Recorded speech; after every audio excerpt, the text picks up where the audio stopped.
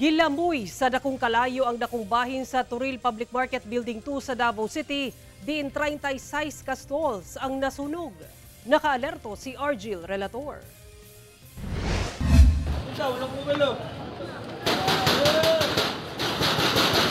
Madungog ang mga buto-buto dihang miulbo ang dakong sunog sa Turil Public Market Building 2 sa Davao City, Sabado sa kadlawon.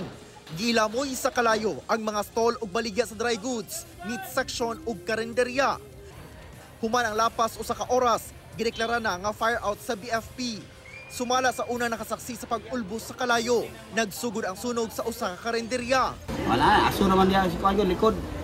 Magilang wiring na diya siguro. Mas na nawa may nagluto ko diya. Narong rasa way magluto eh. Pero kung gayon na wala po yung tao dito. Wala po. Kirado may lang ilang roll up. 32 ka stalls ang totally damaged, samtang 4 ka stalls ang partially damaged. Lakip sa totally damaged ang pwesto sa meat vendor nga si Patrick. Lakip sa nasunog ang iyang brand new freezer nga usa ka semana pa lang nagamit. Maayo na lang kay doon na pa'y mga karne, sulod sa freezer nga wala na unsa. Abot na mo dali, ugdaw na.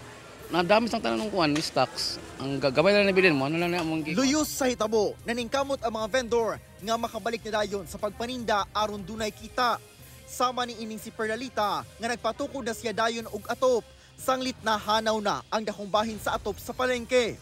Maayo na lang kay wala na lakip kasunog ang iyang stocks. At least na lang siya makaber sa ulan ug init. So wala mi nagamit og tent kay maitindit siya mo ana magumahagba. So gitemporarihan na namo gibutangan na mag tire wire unya.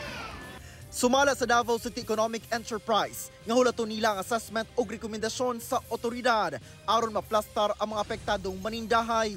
Nagakandak mi og mga assessment tinabangan po sa other nato ng mga ahensya sa gobyerno para makahatag po ta og maayo na giya sa ilaon sa nato pagpadayon sa ilang pagpaninda sa Turil Public.